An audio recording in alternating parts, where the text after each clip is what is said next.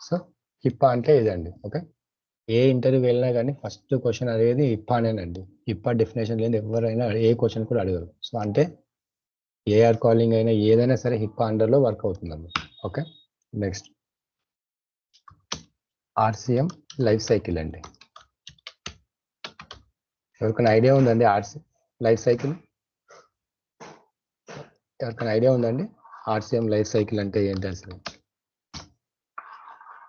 నార్మల్గా అంటే ఒక ఆర్గనైజేషన్లో డిఫరెంట్ డిపార్ట్మెంట్స్ ఉంటాయండి. సో ఆ డిపార్ట్మెంట్స్ ఏంటి, మనకు ఇప్పుడు ఏఆర్ కాలింగ్ అనే కాన్సెప్ట్ ఉన్నది. సో ఏఆర్ కాలింగ్ దగ్గరికి వచ్చే బిఫోర్ ఏ డిపార్ట్మెంట్స్ దాటుకుంటూ వస్తారు. సో అది ఎలా వర్క్ అవుతుంది ఆ డిపార్ట్మెంట్స్ అనేది చూద్దామండి. ఓకే, ఇది వచ్చేసి ఆర్సిఎం. ఏమైనా అర్థం కాకుండా ఇమీడియట్గా అడిగేసేయండి, ఇంకోసారి చెప్పాను, ఎక్స్ప్లెయిన్ చేస్తాను. ఓకే, హోల్డ్ ఏం పెట్టకండి. సో ఆర్సిఎం అండి. సో ఆర్సిఎంలో ఫస్ట్ స్టెప్ ఏంటంటే అపాయింట్మెంట్స్ డిపార్ట్మెంట్ అండి. ఓకే, అపాయింట్మెంట్స్ ఫస్ట్ స్టార్ట్ అయ్యే డిపార్ట్మెంట్స్ ఏంటంటే patient appointments. So for example మీరు చూడండి, మనం డైరెక్ట్ ఇప్పుడు హాస్పిటల్కి వెళ్దాం అనుకుంటాం. సో హాస్పిటల్కి వెళ్తే బిఫోర్ మనం ఏం చేస్తామండి, ఫస్ట్ హాస్పిటల్ కాల్ చేసి డాక్టర్ ఉన్నాడా లేదా అని ఫస్ట్ కనుక్కుంటాం. అంతేనండి, డాక్టర్ ఉన్నాడా లేదా ఫస్ట్ కనుక్కుంటాం. అంతేగాని డైరెక్ట్ వెళ్ళలేం కదండి. సో మేబీ డాక్టర్ బయటికి వెళ్ళి ఉండొచ్చు. Okay, so that before call మనం వాళ్ళని డాక్టర్కి కాల్ చేసి డాక్టర్ అవైలబుల్ ఉంటే డాక్టర్కి మేము వస్తున్నామండి, సో అండ్ సో టైం వస్తున్నాము అని అపాయింట్మెంట్ తీసుకుంటాం అన్నట్టు. ఓకే, సో అది అపాయింట్మెంట్ అండి. ఓకేనా, ఫస్ట్ స్టెప్ ఏంటంటే అపాయింట్మెంట్. సో అపాయింట్మెంట్ ఇప్పుడు మీరు చెప్పిన శశికాంత్, ఇప్పుడు నువ్వు చెప్పు, నువ్వు ఒకసారి నార్మల్గా నువ్వు హాస్పిటల్కి అపాయింట్మెంట్ డాక్టర్కి కాల్ చేసి అపాయింట్మెంట్ తీసుకున్నాక ఏమేమి స్టెప్స్ అవుతాయి చెప్పు ఒక్కొక్కసారి. రెగ్యులర్ థింగ్స్ అవి మన రియల్ టైంలో జరుగుతాయి కదా, ఏ స్టెప్స్ అవుతాయి చెప్పు నార్మల్గా. ఒక హాస్పిటల్కి వెళ్తే ఏమేమి చేస్తారు నార్మల్గా?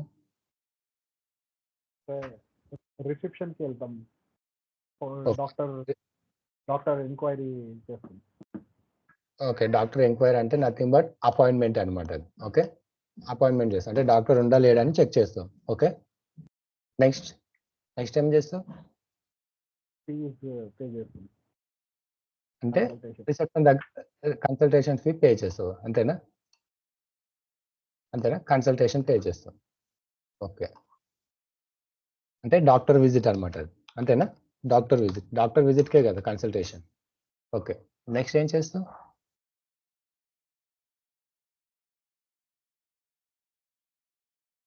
డాక్టర్ని చూస్తాం. ఏంటండి? డాక్టర్ని చూస్తాం, కలుస్తాం. అదే విజిట్ అయిపోయింది కదా, డాక్టర్ విజిట్ అయిపోయింది. తర్వాత టెస్ట్లు ఏమన్నా ఉంటాయి. ఓకే, డయాగ్నోసిస్ అనమాట. ఓకేనా, డయాగ్నోసిస్ రాస్తారు. ఓకే, అంటే సిబిపి టెస్ట్ అదే కదండి మీరు చెప్పేది, అంతేనా? డయాగ్నోసిస్ రాస్తారు. ఓకే, అంటే నథింగ్ బట్ సిబిపి, ఎగ్జాంపుల్ చెప్తున్నాను, CBP, blood sugar, BP. Okay, next అండి, నెక్స్ట్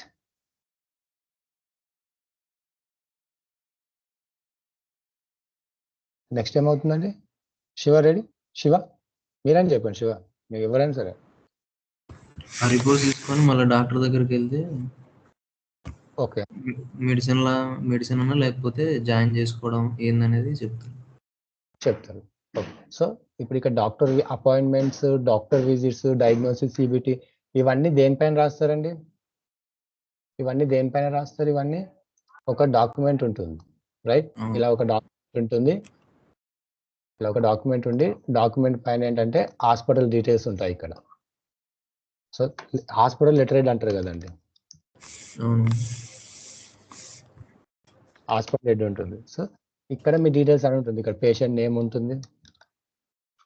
ఉంటుంది, ఏజ్ ఉంటుంది, డాక్టర్ నేమ్ ఉంటుంది ఇక్కడ, అంతేనండి? సో డాక్టర్ నేమ్ ఉంటుంది. ఇక్కడ కింద మీకు ఏమేమి చెప్పారో అవన్నీ రాస్తారు అనమాట. అంటే ఇప్పుడు సిబిపి ఉంటే సిబిపి మీరు చెప్పారు. సో ఫర్ ఎగ్జాంపుల్ టెస్టులు రాసిండు. సో డాక్టర్ ఏం చెక్ చేసిండు? ఫస్ట్ బీపీ చెక్ చేస్తాడు. ఓకే, బీపీ చెక్ చేసిండు. సో చెక్ చేసి ఏం చేసిండంటే సిబిపి టెస్ట్ రాసిండు, బ్లడ్ ప్రెషర్ రాసిండు, సారీ షుగర్ టెస్ట్ రాసిండు. సో ఇవి టెస్ట్ చేసిన తర్వాత కిందికి వచ్చిన తర్వాత అదే ప్రిస్క్రిప్షన్ పైన నడుస్తుంది కదండి మొత్తం. సో ఇక్కడ మెడికేషన్ రాసిండు. ఓకే, సో ఇక్కడ మెడికేషన్ రాసిండు. సో దీన్ని ఏమంటారంటే దీన్ని మెడికల్ రికార్డ్ అంటారండి. ఇప్పుడు ఇక్కడ ఏదైతే చేసిండో దీన్ని మెడికల్ రికార్డ్ అంటారు, గుర్తుపెట్టుకోండి. సో ఈ ఫామ్ ఏమంటారంటే మెడికల్ రికార్డ్. నేను మెడికల్ రికార్డ్ అంటుంటాను. మెడికల్ రికార్డ్ అంటే మీకు ఆటోమేటిక్గా గుర్తు రావాలండి. మనకు డాక్టర్ మనకు ప్రిస్క్రిప్షన్ ఇస్తారు కదండి, ప్రిస్క్రిప్షన్ పైన మనకు రాస్తారు కదా, సో దాన్ని మెడికల్ రికార్డ్ అంటారు అనమాట. ఓకే, సో అపాయింట్మెంట్ అయిన తర్వాత మనకు లాస్ట్ ఒక మెడికల్ రికార్డ్ వస్తుంది. ఓకే, సో మెడికల్ రికార్డ్ అంటే హాస్పిటల్ లెటర్ హెడ్ అనమాట. సో దాంట్లో రాసేది మెడికల్ రికార్డ్. ఓకే ఓకే, ఇదంతా అయిపోయిన తర్వాత ఓకే పర్ఫెక్ట్. సో డయాగ్నోసిస్ అయిపోయింది. సో ఇది అయిపోయిన తర్వాత నెక్స్ట్ ఏమవుతుందంటే ఇక్కడ వాళ్ళు నెక్స్ట్ ఏమవుతుందంటే ఇప్పుడు మన దగ్గర ఏంటంటే మన ఇండియాలో మీరే చెప్పండి, షుగర్ టెస్ట్ మీ ఏమంటారండి నార్మల్గా? షుగర్ పేషెంట్కి షుగర్ ఉందనుకోండి, దాన్ని ఏమంటారు నార్మల్గా మన ఇండియాలో? షుగర్ అని అంటారండి. దానికి ఒక నేమ్ ఉంటుంది, షుగర్కి ఒక నేమ్ ఉంటుంది అనమాట, diabetes. Right, okay diabetes. So మీరు చెప్పారు డయాబెటీస్ అని చెప్పారు. సో ఒక డయాబెటీస్ అంటారు. డాక్టర్ చూడండి ఏమైనా టెస్ట్ రాసినప్పుడు డయాబెటీస్ టెస్ట్ అని రాస్తారు, షుగర్ టెస్ట్ చేయించుకోమని రాస్తారు. Okay, sugar levels diabetes 1 diabetes 2 అని డిఫరెంట్ రాస్తారండి. సో అలా రాస్తే ఏంటంటే సిస్టమ్ అనేది అర్థం చేసుకోదు. మన ఇండియాలో మన దగ్గర యూనివర్సల్ కోడ్స్ అనేవి అలాంటివి ఏం లేవండి, యూనివర్సల్ కోడ్స్ లేవు.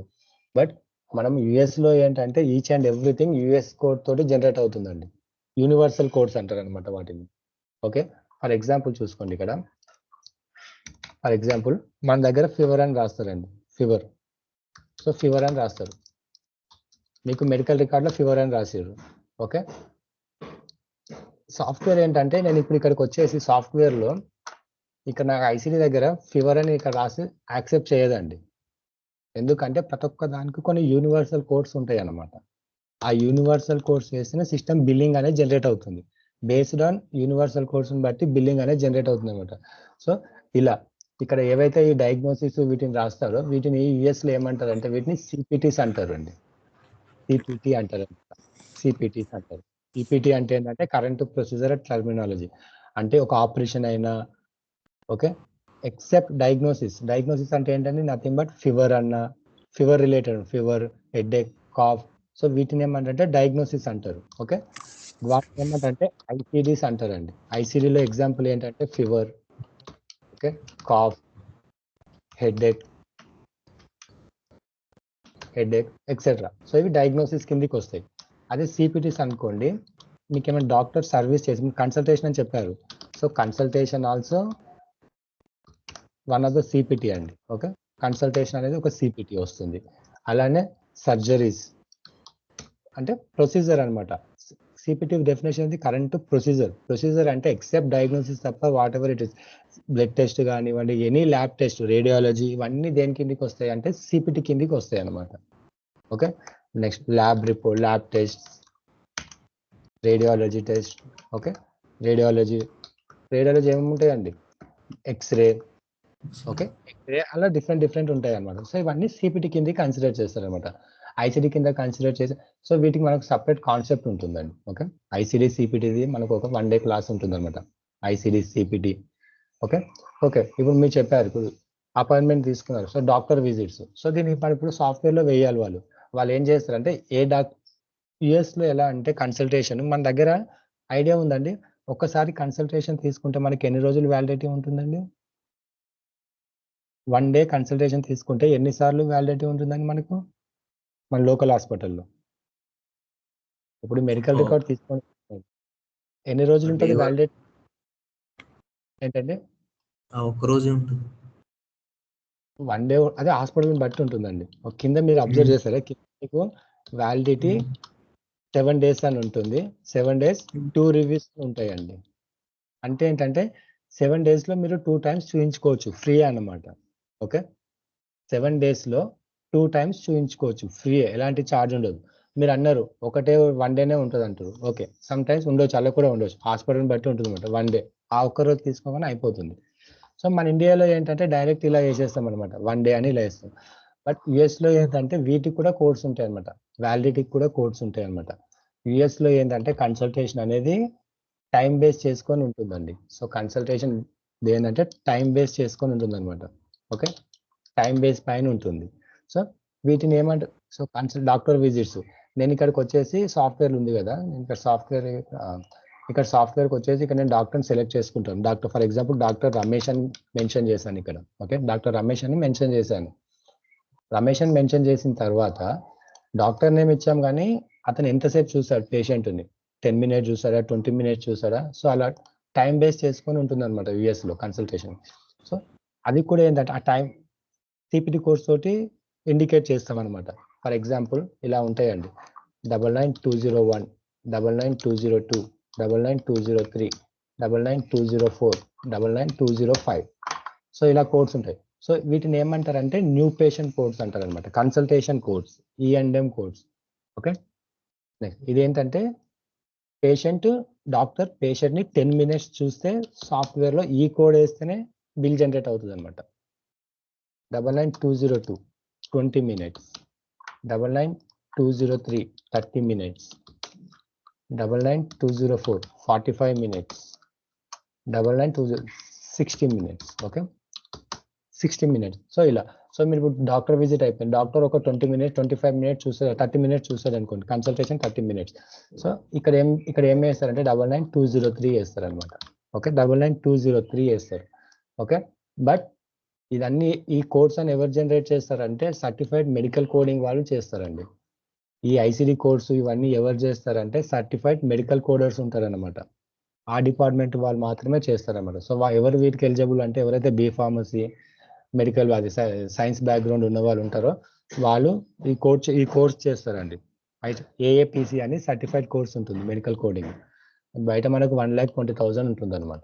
ఆ సర్టిఫైడ్ అవుతేనే మనకు జాబ్ అనమాట. సో ఇక్కడ డయాగ్నోసిస్ కోడ్ ఉంది. సో ఇక్కడ నుంచి ఈ మెడికల్ రికార్డ్స్ అన్ని ఏమవుతాయి అంటే ఇక్కడ నుంచి సిస్టమ్కి అర్థమయ్యే ఫార్మేట్లో జనరేట్ చేస్తారన్నమాట. ఏ డిపార్ట్మెంట్ వాళ్ళు జనరేట్ చేస్తారంటే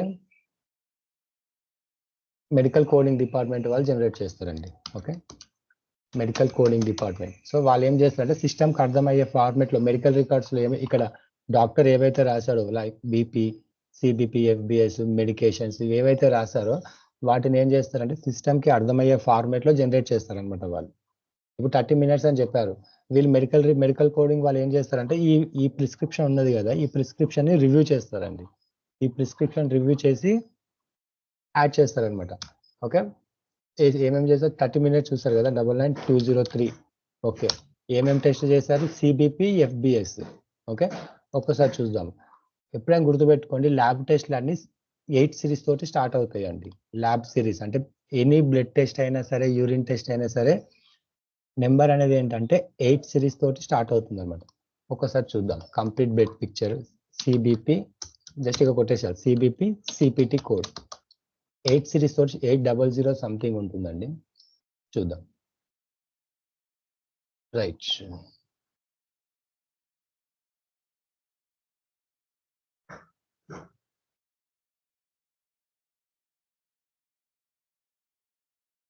ఎయిట్ సిరీస్ తోటి స్టార్ట్ అయ్యేటివన్నీ కంప్లీట్ బెడ్ పిక్చర్ కోడ్స్ అండి. Complete blood picture CBP CPT code.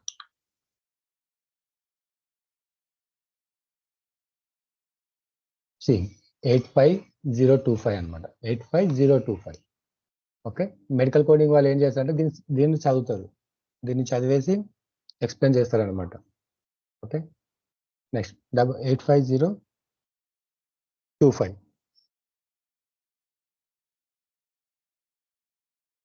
Okay, next 85025. Right, అలానే FBC వేస్తారు, మొత్తం వేస్తారు. ఓకే, ఈ ఫార్మాట్ అయిపోయిందండి, ఈ డిపార్ట్మెంట్ అయిపోయింది. ఓకే, ఇవి అర్థమైందండి కాన్సెప్ట్. మెడికల్ కోడింగ్కి ఎలా, మెడికల్ కోడింగ్ వాళ్ళు దేని బేస్ చేసుకొని రివ్యూ చేస్తారు, ప్రిస్క్రిప్షన్ని బేస్ చేసుకొని రివ్యూ చేస్తారండి. So this is a first step అండి, step 1, first step. So next ఏంటి, ఇది అయిపోయిన తర్వాత నెక్స్ట్ డిపార్ట్మెంట్ ఏంటండి, ఇది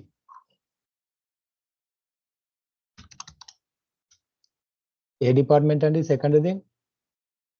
medical coding. Okay, medical coding department అన్నమాట. ఓకే, సో మెడికల్ కోడింగ్ వాళ్ళు చేసేసారు. నెక్స్ట్ ఏం చేస్తారండి, వీళ్ళు ఏవైతే ఎంటర్ చేశారో చార్జ్ ఎంట్రీ వాళ్ళు సిస్టంలో ఎంటర్ చేయాలి. ఓకే, చార్జ్ ఎంట్రీ వాళ్ళు సిస్టంలో ఎంటర్ చేయాలి. సో దట్ ఇప్పుడు నెక్స్ట్ డిపార్ట్మెంట్ ఏమొస్తుంది ఇందులోకి, చార్జ్ ఎంట్రీ వస్తుంది అనమాట. Okay, next department charge entry.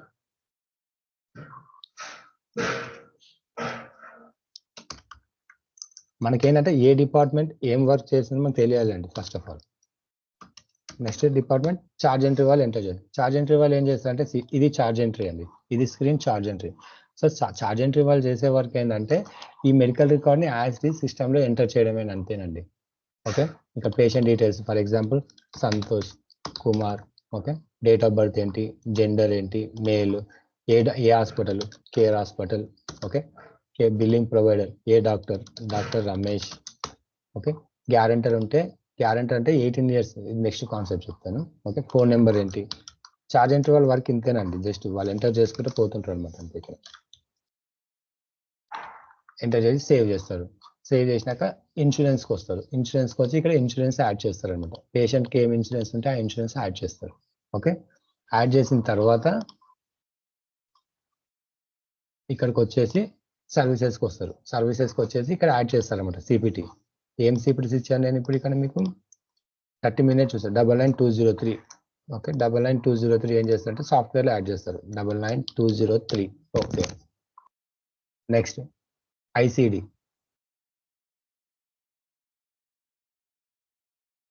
Okay, ఇది ఐసిడి కదా. సో ఏమేమి ఇచ్చారు ఇక్కడ, నేను ఇక్కడ ఫీవర్ అని చెప్పాను. సో ఫీవర్కి ఐసిడి ఏంటంటే R50. ఇక్కడ చూడండి R50 కొట్టేగానే నాకు వచ్చేసింది ఇక్కడ డ్రగ్ ఫీవర్ అని చెప్పి వచ్చేసింది.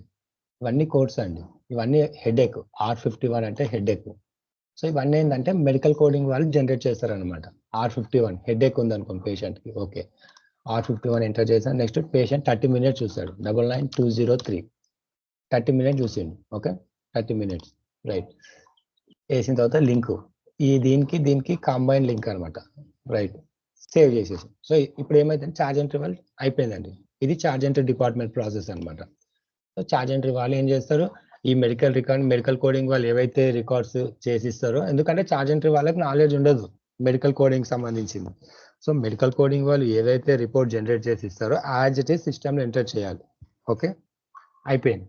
సో చార్జ్ ఎంట్రీ వాళ్ళు ఏంటంటే ఓన్లీ సిస్టమ్ ఎంటర్ చేయడమే కాదండి, వాళ్ళ రోల్స్ అండ్ రెస్పాన్సిబిలిటీస్ డిఫరెంట్ ఉంటాయి అనమాట. ఓకే, చార్జ్ ఎంట్రీ వాళ్ళు చేసే వర్క్ ఏంటంటే బిల్స్ ఎంటర్ చేయడము. చార్జ్ ఎంట్రీ వాళ్ళది రోల్స్ అండ్ రెస్పాన్సిబిలిటీస్ అండి, బిల్స్ ఎంటర్ చేయడము. వాళ్ళు ఏదైతే ఇన్సూరెన్స్ యాడ్ చేస్తారో ఆ ఇన్సూరెన్స్ అనేది యాక్టివ్ ఉందా ఇన్యాక్టివ్ ఉందా అనేది క్రాస్ చెక్ చేసుకోవాలి. ఓకే, అంటే పేషెంట్ ఎలిజిబిలిటీ అనమాట. పేషెంట్ ఎలిజిబిలిటీ, ఇన్సూరెన్స్ ఎలిజిబిలిటీ అని చెప్తాం. Insurance eligibility.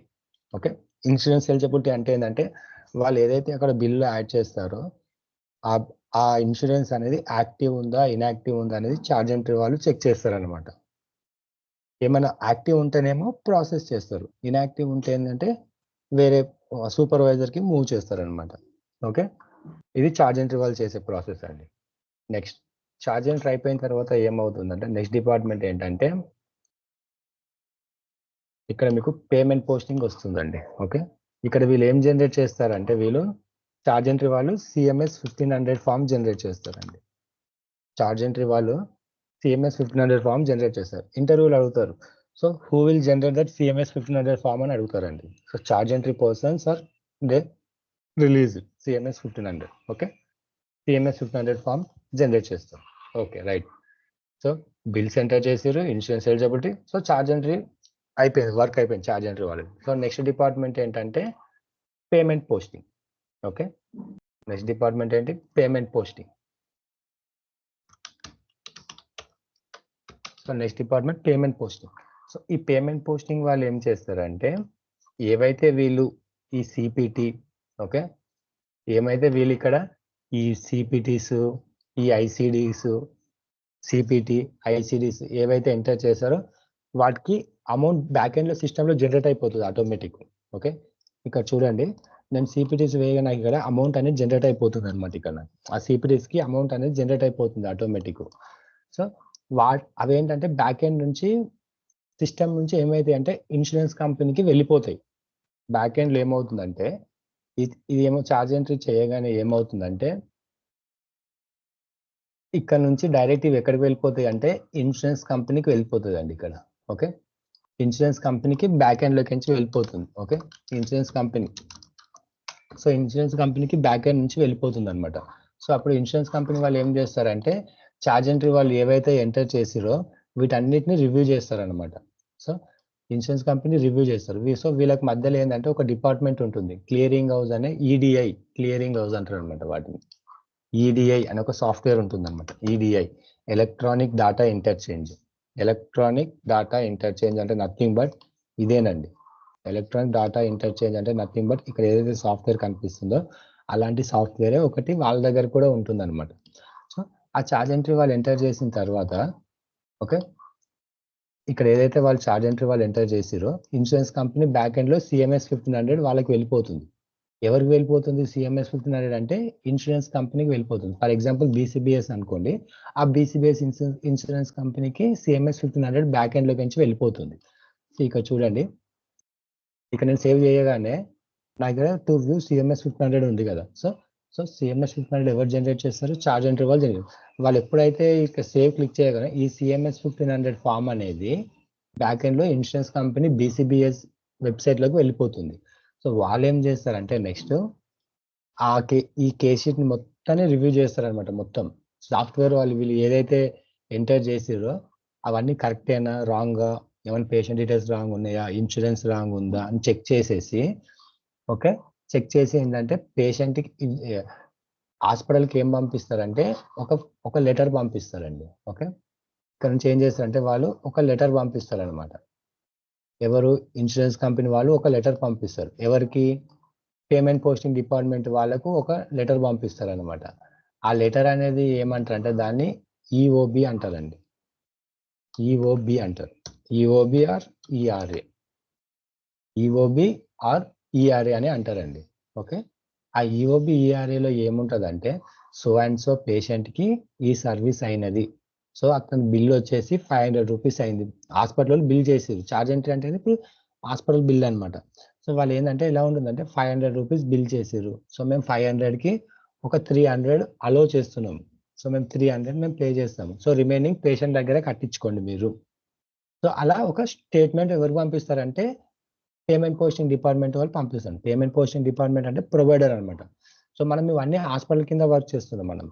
మనం వర్క్ చేసేది ఏంటంటే హాస్పిటల్, మనల్ని ప్రొవైడర్ అంటారు అనమాట. సో ప్రొవైడర్ మెయిల్కి వస్తుంది. ఏమొస్తుంది ప్రొవైడర్ మెయిల్కి? ఈఓబి వస్తుంది. ఆ ఈఓబి ఎలా ఉంటుందంటే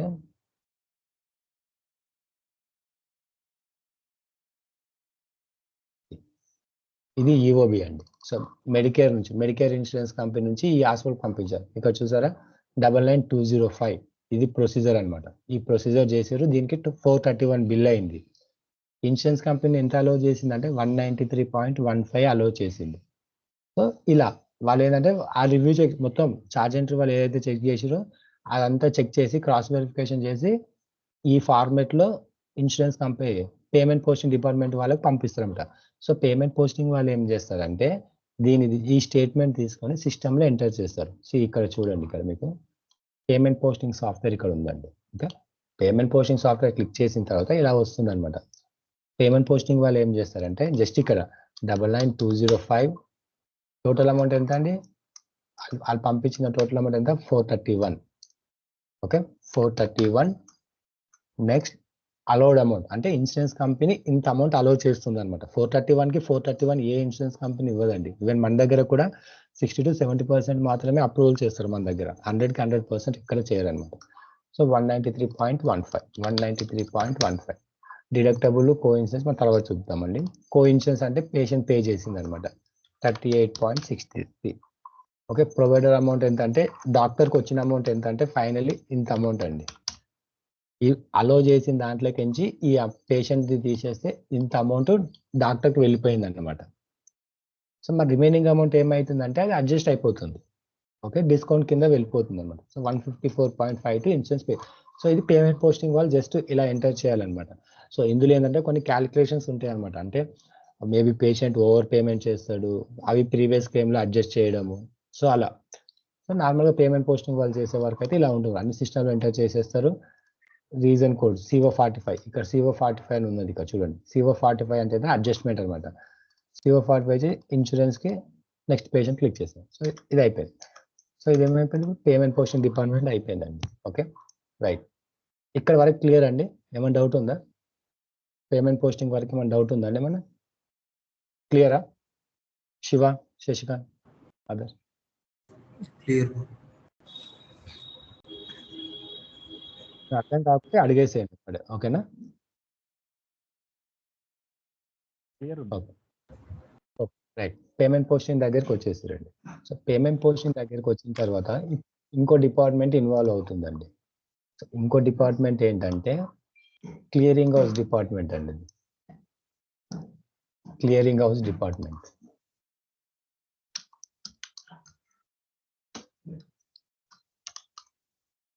క్లియరింగ్ హౌస్ డిపార్ట్మెంట్ ఎంటర్ అవుతుందన్నమాట. సో ఈ క్లియరింగ్ హౌస్ డిపార్ట్మెంట్ వాళ్ళు ఏం చేస్తుందంటే పేమెంట్ పోస్ట్ చేసిన తర్వాత డైరెక్ట్ ఇవన్నీ ఏంటంటే ఇన్సూరెన్స్ కంపెనీకి వెళ్ళిపోతాయి. ఇన్సూరెన్స్ కంపెనీకి వెళ్ళిపోయిన తర్వాత అన్ని, ఫర్ ఎగ్జాంపుల్ ఒక 100 క్లెయిమ్స్ ఉన్నాయి అనుకోండి. 100 క్లెయిమ్స్ ఉన్నాయి ఫర్ ఎగ్జాంపుల్. ఈ పేమెంట్ పోస్టింగ్ వాళ్ళు ఏంటంటే ఒక 100 క్లెయిమ్స్ చేశారండి. ఓకే, 100 క్లెయిమ్స్ చేశారు. సో ఈ 100 క్లెయిమ్స్ ఇక్కడికి వెళ్ళిపోయాయి.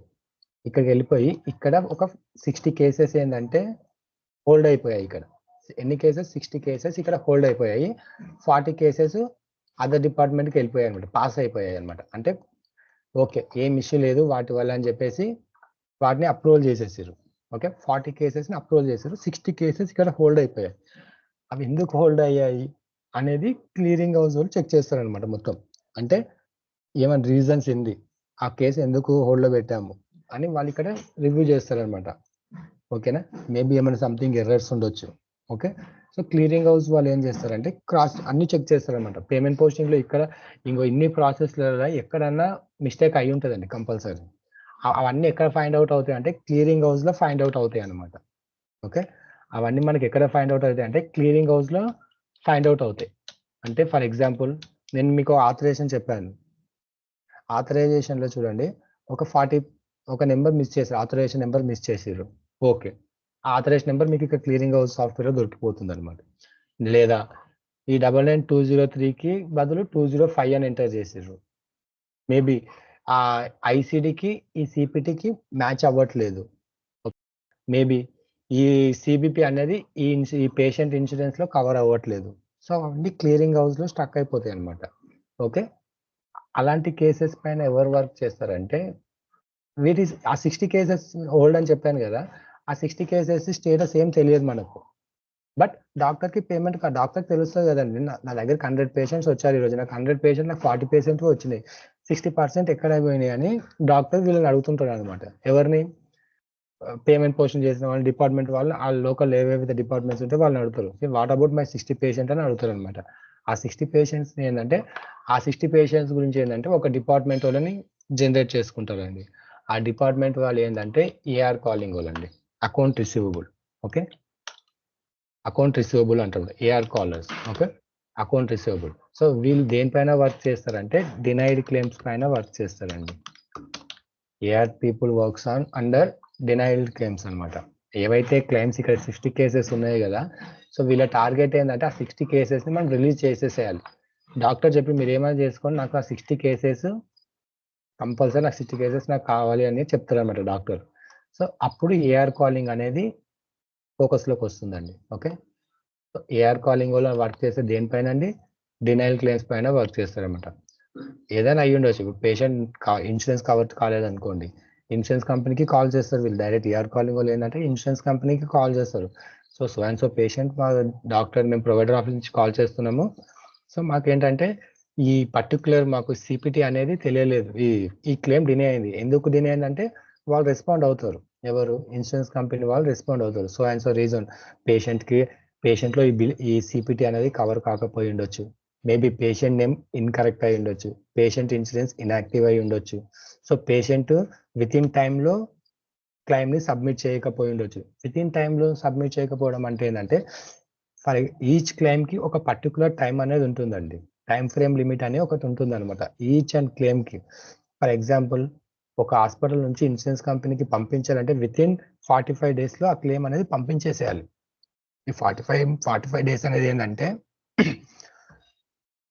అది హాస్పిటల్ టు ఇన్సూరెన్స్ కు మధ్య ఒక అగ్రిమెంట్ ఉంటుంది అనమాట. బేస్డ్ ఆన్ దాన్ని బట్టి పెట్టుకుంటారు. కొందరు 45 days పెట్టుకుంటారు, కొందరు 15 days పెట్టుకుంటారు, కొందరు 2 months, కొందరు 1 year.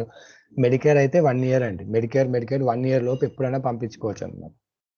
సో అలా. సో కొన్ని ప్రైవేట్ కంపెనీస్ ఏంటంటే తక్కువ పెట్టుకుంటాయి అనమాట. సో ఆ టైం ఫ్రేమ్లో విత్ ఇన్ టైం ఫ్రేమ్లో సబ్మిట్ చేయకపోయి ఉండొచ్చు. సో అలాంటి వాటిపైన ఎవరు వర్క్ చేస్తారంటే ఏఆర్ కాలింగ్ వాళ్ళు వర్క్ చేస్తారన్నమాట. Okay.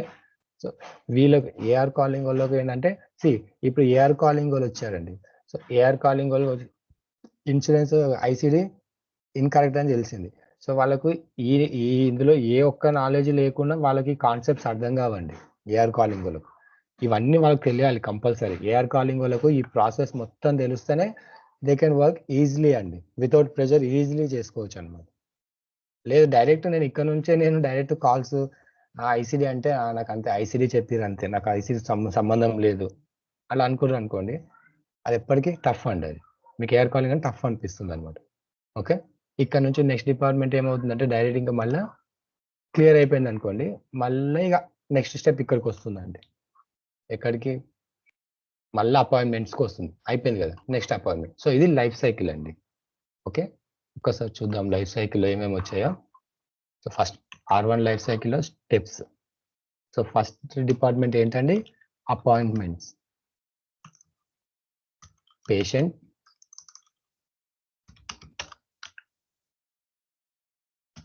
So patient appointments. So next department ఏంటండి? Medical coding. So medical records department. Medical records. Third వచ్చేసి medical coding department. Next fourth వచ్చేసి మెడికల్ కోడింగ్ తర్వాత charge entry department. Then next payment posting. So ఈ charge ఎంట్రీనే ఏమంటారంటే cash entry, data entry అని కూడా అంటారండి.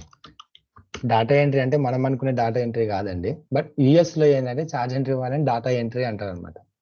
మన దగ్గర డాటా ఎంట్రీ అంటే టైపింగ్ స్పీడ్ ఉన్న వాళ్ళు అనుకుంటారు, అది కాదండి. Okay. Next payment posting department వెళ్తుంది. పేమెంట్ పోస్టింగ్ తర్వాత clearing house. Okay. Next clearing house తర్వాత ఏఆర్ కాలింగ్. ఇన్ని డిపార్ట్మెంట్స్ ఉంటాయండి. ఏఆర్ కాలింగ్ పైన ఇన్ని డిపార్ట్మెంట్స్ ఉంటాయి అన్నమాట. సో ఇన్ని డిపార్ట్మెంట్స్లో మనకి అట్లీస్ట్ ఒక 50% నాలెడ్జ్ అయినా వీటిపైన ఉండాలండి. మినిమం 50% నాలెడ్జ్ అయినా మనకు ఉంటే మనకి ఏఆర్ కాలింగ్ అనేది మనకి ఈజీలీ అవుతుంది అనమాట. ఓకే. సో మన డౌట్స్ ఉందండి చెప్పిన దాంట్లో? ఆర్సీఎం లైఫ్ సైకిల్లో ఎక్కడ పోయినా సరే, ఏ ఇంటర్వ్యూకి పోయినా సరే క్వశ్చన్స్ మాత్రము ఏంటంటే ఇంకోటి ఏంటంటే నేను చెప్తుంటేనే మీకు అప్పుడప్పుడు ఇంటర్వ్యూ క్వశ్చన్స్ కూడా చెప్తానండి. ఏంటంటే హిప్పా అనేది కంపల్సరీ అండి. హిప్పా ఆర్సీఎం లైఫ్ సైకిల్ అని అడుగుతారు కంపల్సరీ అండి. ఇవి గన్ షాట్ క్వశ్చన్స్ అనమాట. ఏ ఇంటర్వ్యూకి వెళ్ళినా కానీ gun shot questions. Okay. Okay.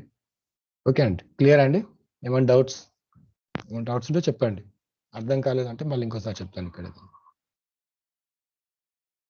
Sivareddy system issue clear bro. Okay. Sasikanth ఒకసారి క్లియరింగ్ హౌస్ మళ్ళీ ఒకసారి clearing house. Clearing house okay.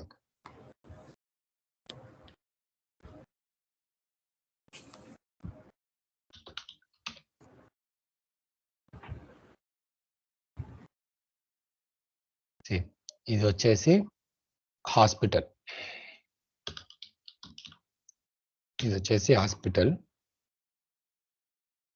ఇది వచ్చేసి ఇన్సూరెన్స్ కంపెనీ. సో వీళ్ళిద్దరికి ఏంటంటే ఎప్పుడైనా సరే ఒక అగ్రిమెంట్ ఉంటుందండి. ఓకే. ఏం అగ్రిమెంట్ అంటే అమౌంట్ ఎక్కువైనా తక్కువైనా మనం అడ్జస్ట్మెంట్ చేసుకోవాలి. ఓకే. పేషెంట్ మీద బర్డన్ పడద్దు. లేదంటే గవర్నమెంట్ మన హాస్పిటల్ని క్యాన్సిల్ చేస్తుంది, మన ఇన్సూరెన్స్ని క్యాన్సిల్ చేస్తుంది. మన ఇద్దరం ఒక అండర్స్టాండింగ్ తోటి మనం ముందుకు వెళ్దామని వీళ్ళు ఒక అగ్రిమెంట్ చేసుకుంటారు అనమాట. Okay okay. సో ఇక్కడ నుంచి క్లెయిమ్స్ అనేటివి ఇప్పుడు మనకు క్లియరింగ్ హౌస్ అనేది 2 టైప్స్ అండి. ఓకే, క్లియరింగ్ హౌస్ 2 టైప్స్ ఉంటుంది. క్లియరింగ్ హౌస్ అనేది 2 టైప్స్. ఓకే, ఫస్ట్ ఏంటంటే internal clearing house, internal clearing house. Next ఏంటంటే external clearing house, external clearing house. So internal clearing house అంటే ఏంటి, ఎక్స్టర్నల్ క్లియరింగ్ హౌస్ అంటే ఏంటంటే ఇంటర్నల్ క్లియరింగ్ హౌస్ అనేది ఎవరి దగ్గర ఉంటుందంటే ప్రొవైడర్ దగ్గర ఉంటుందండి. ఓకేనా, ఇంటర్నల్ క్లియరింగ్ హౌస్ అనేది ప్రొవైడర్ దగ్గర ఉంటుంది. మరి ఎక్స్టర్నల్ క్లియరింగ్ హౌస్ అనేది ఎవరి దగ్గర ఉంటుందంటే ఇన్సూరెన్స్ కంపెనీ దగ్గర ఉంటుందండి. ఓకే, ఇంటర్నల్ క్లియరింగ్ హౌస్ అంటే ప్రొవైడర్ దగ్గర ఉంటుంది, ఎక్స్టర్నల్ క్లియరింగ్ హౌస్ అంటే ఇన్సూరెన్స్ కంపెనీ దగ్గర ఉంటుంది. Okay okay. అసలు ఏంటి క్లియరింగ్ హౌస్లో ఏం చేస్తారంటే ఇక్కడ క్లెయిమ్స్ అనేటివి రిజెక్ట్ ఆర్ డినే అవుతాయండి. So and so reasons, so many reasons ఉంటాయి అన్నమాట. ఆ రీజన్స్ తోటి ఇన్సూరెన్స్ క్లియరింగ్ హౌస్లో ఏంటంటే రిజెక్ట్ అవుతాయి. For example phone number 1234566. ఈ క్లియరింగ్ హౌస్ అనేది ఏంటంటే ఆల్గరిథం బేస్ చేసుకొని డెవలప్ చేసిన సాఫ్ట్వేర్ అండి. దేని బేస్ చేసుకొని, ఆల్గరిథం అనేది బేస్ చేసుకొని డెవలప్ చేసిన సాఫ్ట్వేర్ అనమాట. సో నేను CMS 1500 అని చెప్పాను కదా. సో మీకు CMS 1500 చూపిస్తాను ఎలా ఉంటుంది అనేది. CMS, yes. So this is CMS 1500 అండి. ఇక్కడ మీకు ఏవైతే మనం ఎంటర్ చేసింది మొత్తము ఇప్పుడు మనం ఎంటర్ చేసాం కదా, అవన్నీ ఇక్కడ ఏ బాక్స్ ఆ బాక్స్ ఫీల్డ్లో ఇక్కడికి యాడ్ అయిపోతాయండి. అవన్నీ పేషెంట్ నేమ్ దగ్గర సాఫ్ట్వేర్ ఎంటర్ చేసింది మొత్తం ఇక్కడ పైన ప్రింట్ అయ్యి వచ్చేస్తుంది అనమాట. సో ఇవన్నీ ఏంటంటే ఒక ఆల్గరిథం బేస్ చేసుకొని ఉంటుంది అనమాట. ఇక్కడ ఫోన్ నెంబర్ చూడండి, ఇక్కడ ఫోన్ నెంబర్ బ్లాక్ ఉంటుంది, ఇక్కడ టెలిఫోన్ నెంబర్ బ్లాక్ ఉంటుంది. Okay, as per CMS 1500 or clearing house ఏంటంటే ఒక ఫార్ములా బేస్ చేసుకొని వర్క్ చేస్తాయి అనమాట. ఫార్ములా ఏంటంటే క్లియరింగ్ హౌస్ ఏంటంటే 10 digits కంపల్సరీ ఉండాలి phone number. Okay, as per CMS 1500 clearing హౌస్లో ఉన్న సాఫ్ట్వేర్ ప్రకారం ఏంటంటే 10 digits ఉండాలి. Okay, patient number, phone number 10 digits ఉండాలి. ఇక్కడ ఏమైందంటే పేషెంట్ ఆ చార్జ్ ఎంట్రీ వాళ్ళు ఏం చేశారంటే 9 digits ఫోన్ నెంబర్ ఎంటర్ చేసారండి. Okay, 9 digits phone number enter చేసారనమాట. సో ఇక్కడ ఎంటర్ చేసిన తర్వాత వీళ్ళు ఈ కేసు అనేది ఫర్ ఎగ్జాంపుల్ ఇందాక మనం కేసు చెప్పాను, ఆ పేషెంట్ రమేష్ అనేది పేషెంట్ పేరు అన్నది. ఓకే, పేషెంట్ ఈ పేషెంట్ సంబంధించిన అన్ని ఇక్కడ ఇంటర్నల్ ఆడిట్ అనమాట. క్లియరింగ్ హౌస్ అంటే నథింగ్ బట్ ఆడిట్ అండి, ఇంటర్నల్ ఆడిట్. ఇంటర్నల్ ఆడిట్ అంటే ఏంటి, మనలో మనమే చెక్ చేసుకోవడం అనమాట. ఇన్ కేస్ ఇప్పుడు ఇక్కడ ఎప్పుడైతే ఇంటర్నల్ క్లియరింగ్ హౌస్లో క్లైమ్స్ అనేటివి డినే అవుతాయో వాటిని రిజెక్ట్ అంటారండి, రిజెక్ట్ అంటారు. Okay, internal clearing house reject అయితే వాటిని ఏమంటారంటే రిజెక్ట్ అంటారు. అదే ఎక్స్టర్నల్ క్లైమ్లో, ఎక్స్టర్నల్ అంటే ఇన్సూరెన్స్ కంపెనీ దగ్గర ఉన్న ఆడిట్లో క్లైమ్ రిజెక్ట్ అయితే వాటిని డినైడ్ అని అంటారండి, డినైడ్ అని అంటారు అనమాట. సో డిఫరెన్స్ చాలా ఉంటుంది, రిజెక్ట్కి డినైడ్కి చాలా డిఫరెంట్ ఉంటుంది. డినైడ్ అంటే మన ఇంట్లోనే రిజెక్ట్ అయిపోయింది అనమాట. డినైడ్ అంటే క్లయింట్ ఇన్సూరెన్స్ కంపెనీ దగ్గర రిజెక్ట్ అయింది. ఓకే, సో ఇవన్నీ వీళ్ళు ఏంటంటే వీళ్ళకి ఒక సాఫ్ట్వేర్ ఉంటుంది అనమాట మధ్యలో. సో దాన్ని ఏమంటారంటే EDI అంటారు, EDI. సో ఇది కూడా క్లియరింగ్ హౌస్ అనమాట. ఓకే, కామన్గా. సో ఇన్ కేస్ ఇక్కడ పాస్ అయిన 9 digits అనేది ఇక్కడ పాస్ అయినా కానీ ఇక్కడికి వచ్చిన తర్వాత ఇక్కడ మామూలుగా రఫ్గా చెక్ చేసిరండి, డెప్త్గా చెక్ చేయాలి అనమాట. మంచి కరెక్టే ఉందని చెప్పి పంపించేసారు. బట్ ఇన్సూరెన్స్ కంపెనీకి వచ్చే దగ్గర ఇన్సూరెన్స్ కంపెనీ రిజెక్ట్ చేసింది. ఏమని రిజెక్ట్ చేసిందంటే ఇక్కడ డినే అయింది. ఏమని అంటే ఇన్వాలిడ్ ఫోన్ నెంబర్ అని చెప్పేసి క్లైమ్ని డినై చేసిరండి, claim denied. Okay, invalid phone number అని చెప్పి క్లైమ్ డినై చేసిరండి. ఓకే, సో ఇలా. సో ఎక్స్టర్నల్ క్లియరింగ్ హౌస్లో వాళ్ళు కమెంట్ ఏం మెన్షన్ చేసిరంటే claim denied due to invalid phone number. So అప్పుడు ఏం చేస్తారు, ఇప్పుడు ఇక్కడ ఏఆర్ కాలింగ్ వాళ్ళు ఉంటారు కదా, అప్పుడు ఇన్సూరెన్స్ కంపెనీకి కాల్ చేసి ఈ క్లైమ్ ఎందుకు డినే అయింది అని చెప్పేసి అడుగుతారు. ఎవరిని? ఇన్సూరెన్స్ కంపెనీ అడుగుతారు. అప్పుడు ఇన్సూరెన్స్ కంపెనీ ఏం చెప్తారంటే మా ఎక్స్టర్నల్ క్లియరింగ్ హౌస్లో మీరు ఎంటర్ చేసిన ఫోన్ నెంబర్ రాంగ్ ఉన్నది, so that please correct it అని చెప్పి చెప్తారనమాట. సో మీకు ఫోన్ నెంబర్ అనేది ఇన్కరెక్ట్ ఉంటే మీ దగ్గర డెమో షీట్ ఉంటుంది కదా, మీ దగ్గర పేషెంట్ ప్రొవైడ్ చేసిన షీట్ ఉంటుంది కదా, దాంట్లోకి వెళ్ళి మీరు మళ్ళీ సాఫ్ట్వేర్లో ఎడిట్ చేయాలన్నమాట. Okay, so finally conclusion, external clearing house, internal clearing house అనే కాన్సెప్ట్ మర్చిపోండి. క్లియరింగ్ హౌస్ అంటే ఏంటంటే క్లెయిమ్స్ అనే దాంట్లో ఏంటంటే ఏమైనా మిస్టేక్స్ ఉన్నా, ఏమైనా మీరు ఎంటర్ చేసిన వాటికి ఇన్సూరెన్స్ కంపెనీకి సంబంధించిన దాని, ఫర్ ఎగ్జాంపుల్ మీ పేరు వచ్చేసి Sivareddy, for example Sivareddy, but insurance company ఉన్న కార్డులో ఏముందంటే శివ ఆర్ అని ఉందండి.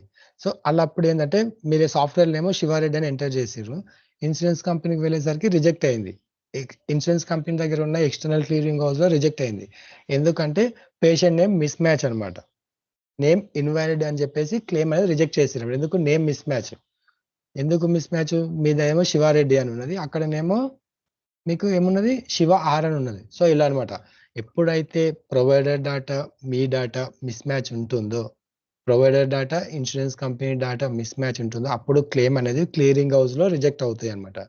సో ఇప్పుడు అర్థమైందండి క్లియరింగ్ హౌస్ అంటే ఏందో. Clearing house nothing but it is an audit department అండి, ఆడిట్ డిపార్ట్మెంట్.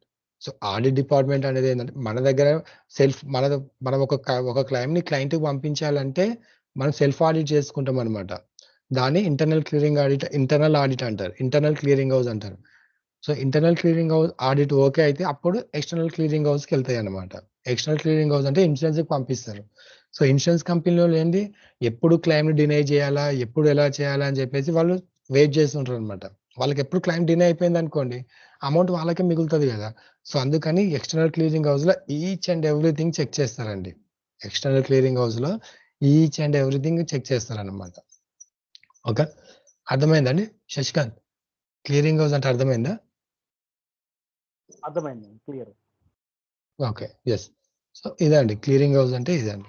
ఓకే, సో మన డౌట్స్ అండి క్లియరా?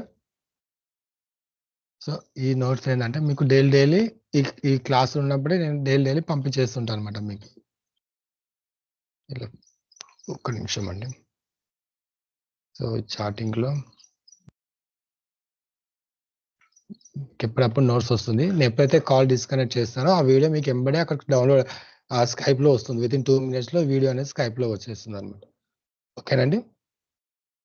So we will meet tomorrow అండి. ఓకేనండి.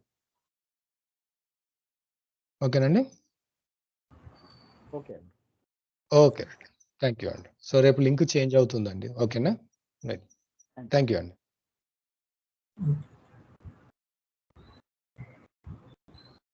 బట్ ఏ రోజు ఆ రోజు మీరు ప్రాక్టీస్ చేసుకోండి. సో అలా చేసేదంటే ఈజీ అర్థమవుతుంది అనమాట మీకు.